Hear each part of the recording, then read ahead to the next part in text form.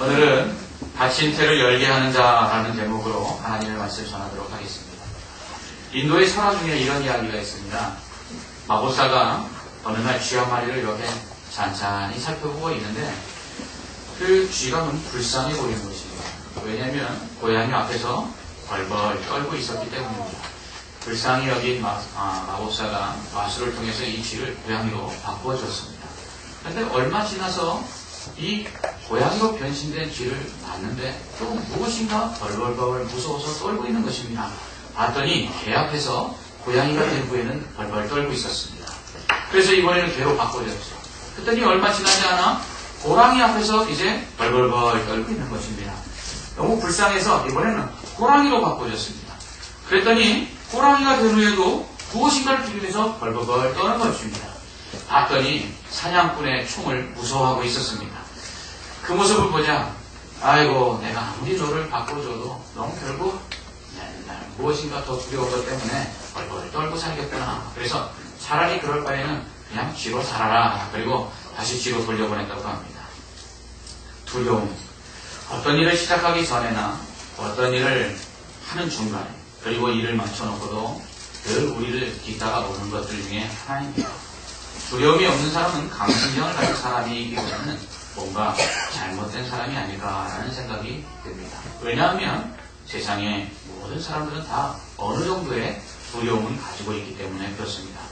그러나 어떤 일을 그르치거나 망칠 만큼 두려워한다면 되겠습니까? 그것은 문제이지 않겠습니까?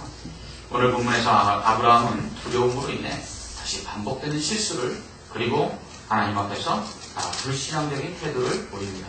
또한 그가 두려워하는 일로 인해서 그는 하나님의 계획을 망칠 뻔합니다. 그는 무엇을 그렇게 두려워했을까요? 그가 두려워한 것은 바로 블레셋 사람이었습니다. 아브라함은 네게브 땅으로 옮겨가 가데스와 술 사이 그랄에 거주하게 됩니다. 그랄은 블레셋 사람의 땅인데요. 그 땅 사람들은 하나님을 두려워하지 않음으로 인하여 악과 불법을 행했습니다. 이 모습을 본 아브라함은 자신을 죽이고 자기 아내를 빼앗아갈까 두려운 나머지 자신의 아내를 이번에도 누이라고 속입니다. 이렇게 아브라함이 아내 사라를 누이라 하자 그 땅의 왕인 아비멜렉이 사라를 취합니다. 당시 사라의 나이가 90세. 이미 경수가 끊어져서 더 이상 아이를 낳을 수 없는 이 나이든 여자를 왜 아비멜렉이 데려갔는지는 잘 모르겠습니다. 그러나 아비멜렉이 사라를 아내로 취하려고 했던 것은 분명합니다. 아브라함은 같은 실수를 반복하고 있습니다. 하나님께서 확실하게 날짜까지 정해놓은 상태에서 사라를 통해서 아들이 나올 것이라고 말씀하신 다음인데도 불구하고 그는 이 약속을 믿지 못해서 아내 사라를 누이라고 속였습니다. 무엇이 아브라함으로 이렇게 반복되는 실수와 그리고 불신의 태도를 갖게 했을까요? 그것은 하나님의 말씀을 믿지 못했기 때문입니다. 그렇다면 왜 그는 하나님의 말씀을 믿지 못했을까요?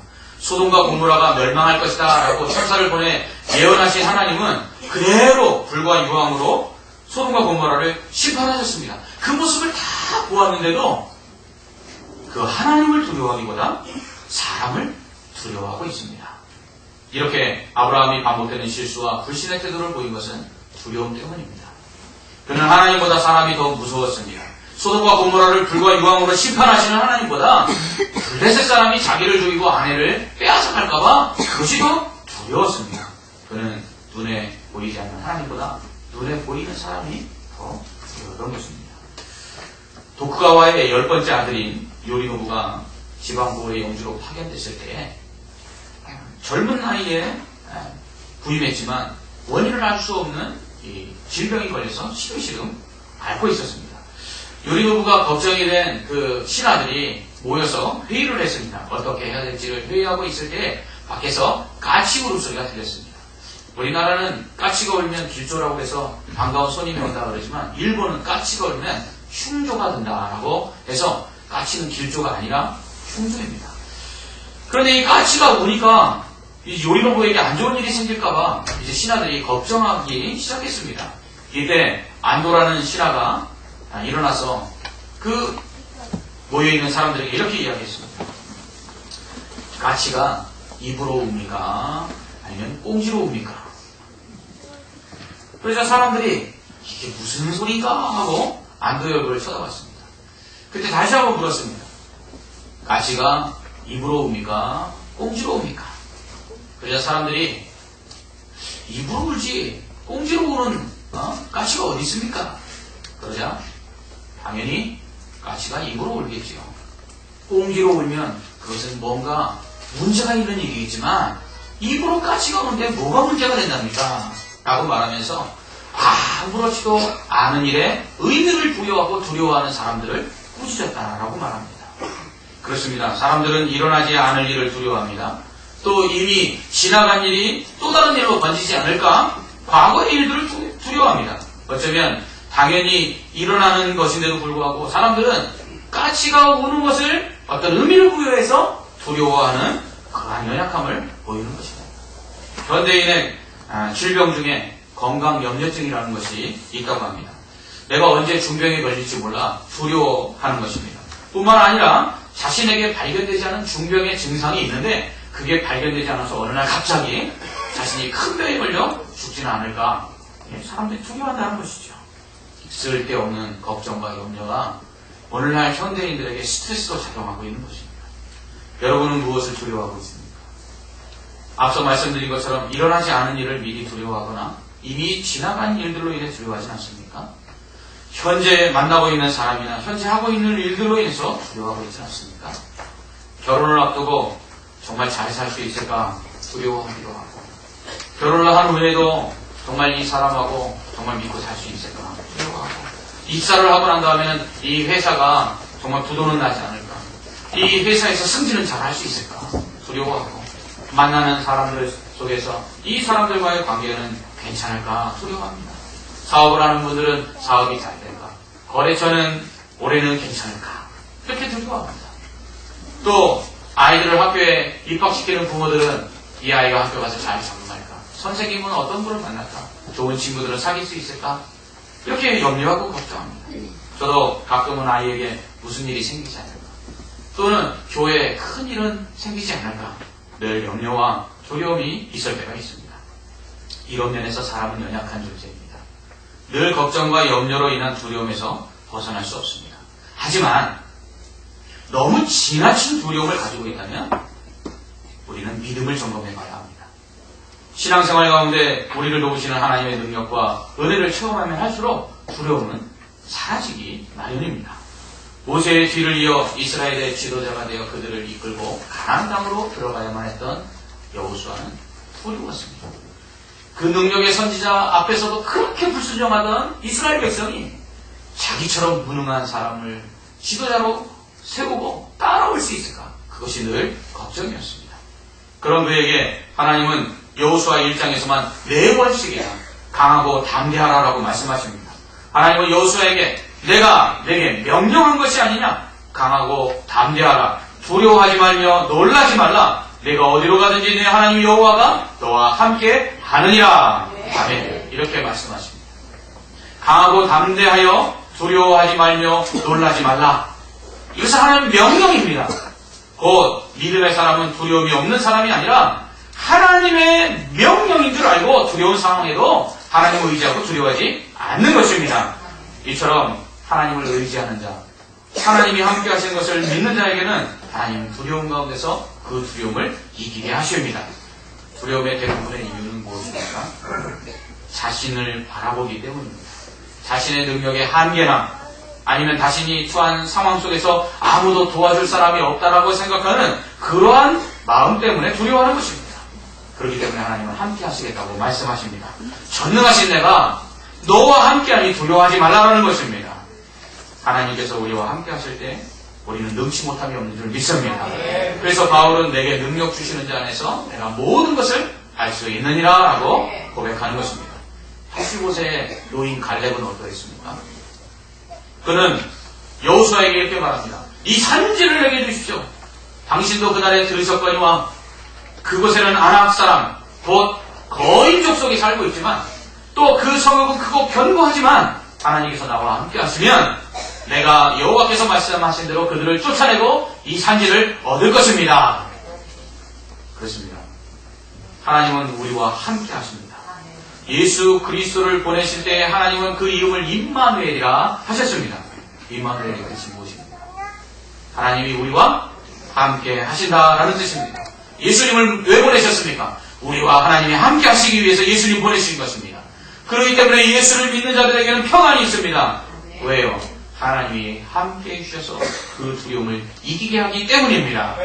그러므로 아브라함이 그랄에 거하는 동안 사라를 누이라 속인 것은 결국 하나님을 의지하지 않고 블레셋 사람들을 두려워한 믿음 없는 태도였음을 우리는 알 수가 있습니다. 그렇게 수없이 하나님께서 나타나셔서 약속하시고 내가 너로 큰 민족을 이루고 너로 모든 민족의 복의 근원이 되게 하시겠다. 몇 번에 걸쳐서 말씀하십니다. 그럴 때마다 하나님 그냥 집에서 기른 이 엘리에셀이나 상속자로 삼아주셨죠. 아니야.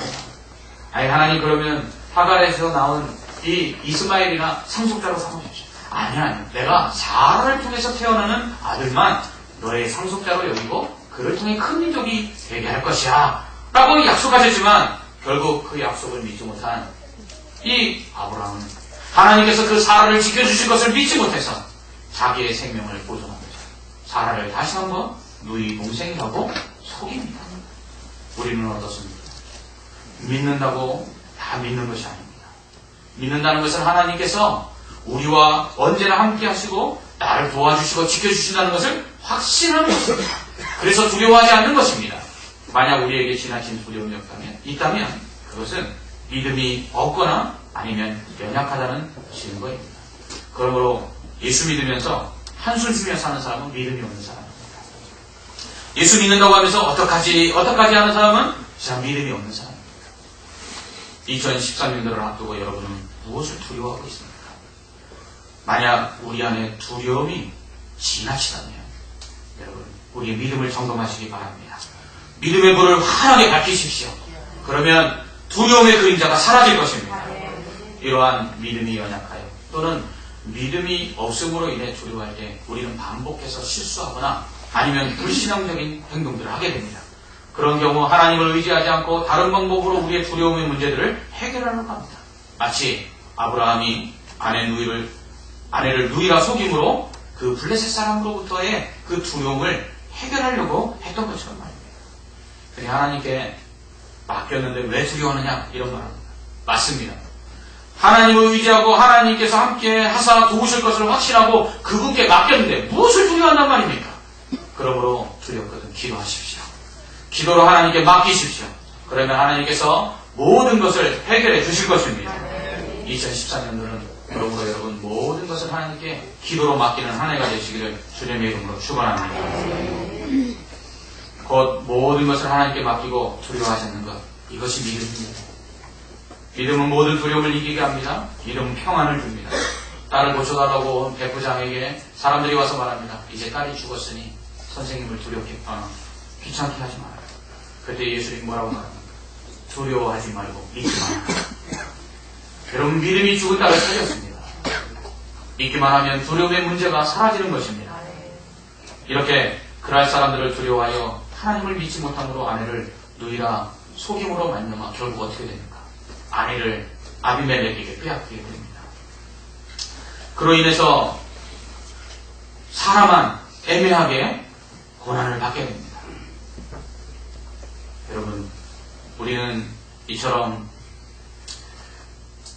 하나님 앞에서 믿음을 가지고 나가지 않으면 우리가 해결하려고 하는 문제들이 오히려 더 꼬이게 되고 그리고 우리를 더 두렵게 만든다는 것을 기억해야만 합니다. 하지만 하나님은 그런 가운데 은혜를 베푸십니다. 아비멜렉이 사라를 취하여 간 날 밤에 하나님께서 꿈에 아비멜렉에게 나타나십니다. 그리고서는 이 여인을 너희가 범하지 마라. 이 여인은 남편이 있는 여자다. 만약 네가 이 여인을 범하면 그로 인하여 네가 죽으리라. 이렇게 말합니다. 그러자 아비멜렉이 하나님께 말합니다. 하나님, 의로운 백성도 하나님이 면하십니까? 분명히 그가 이 여자를 자기의 누이동생이라 말하고 이 여자도 자기의 남편이라는 그 남자를 오빠라고 말하지 않았습니까? 내가 온전한 마음과 깨끗한 손으로 행했는데 어째요 나를 죽이시려고 합니까?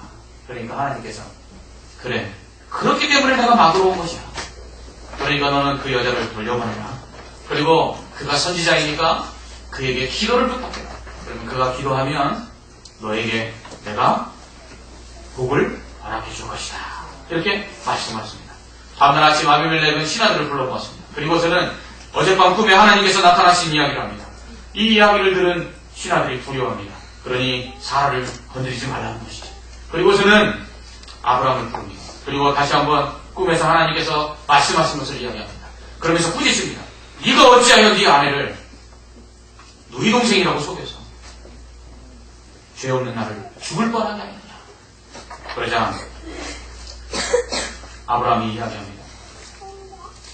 이 땅 사람들을 보니 하나님을 알지 못해서 그 야악을 행한 것을 볼 때에 나를 죽이고 내 아내를 취할까봐 내가 두려워서 그래서 내가 내 아내를 누이라 속였습니다. 그런데 이것은 또한 사실입니다. 그런데 사촌 누이가 맞습니다. 그까지 구차하게 변명을 하는 것입니다. 여러분, 이처럼 믿음이 없는 아브라함으로 인해 사라가 고생을 하고요. 그리고 믿음이 없는 아브라함으로 인해 결국은 아비멜렉이 죄를 범할 뻔하였습니다. 이처럼 믿음이 없어 두려움 속에 사는 자들은 반복되는 실수와 죄를 행할 뿐만 아니라 그리고 애매한 사람들을 고생을 시킵니다. 여러분, 그러니까 믿음 없는 남편 만나면 시집을 2번씩이나 갈 수가 있습니다. 사라가 그럴 뻔했던 것이죠. 믿음이 연약한 아브라함 덕에 아내가 고생하고 애매한 아비멜렉이 고난당하여 하나님께 죽을 뻔하였습니다.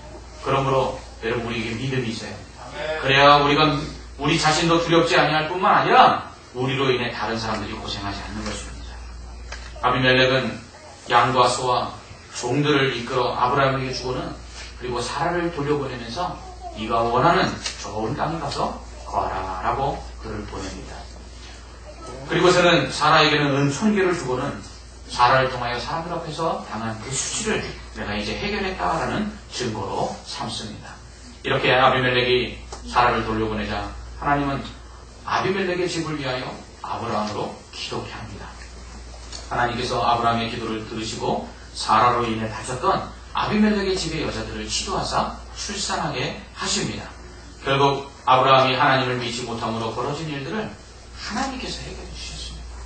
이렇게 하나님은 아브라함과 맺은 약속 때문에 그 약속에도 불구하고 계속 하나님을 믿지 못하고 범죄하고 실수하고 하나님의 계획을 망칠 뻔한 이 아브라함을 그냥 또 놔두지 아니하시고 용서하시고 그에게 약속하신 그 약속대로 그를 통한 하나님의 놀라운 계획들을 이루시는 것을 볼 수가 있습니다. 그래서 하나님은 은혜의 하나님이죠. 우리 역시 예수 믿는다고 하면서 아브라함처럼 연약한 믿음 가운데 반복되는 실수를 하고 또 불신앙적인 행동들을 할 때가 얼마나 많습니까? 그래서 하나님의 계획을 망칠 뻔할 때도 있고 또 망칠 때도 있지 않았습니까? 그러나 그럼에도 불구하고 하나님께서 우리를 긍휼히 여기사 합력하여 선을 이루시는 것은 예수 그리스도로 말미암아 우리가 새 언약 안에 들어가 있기 때문입니다.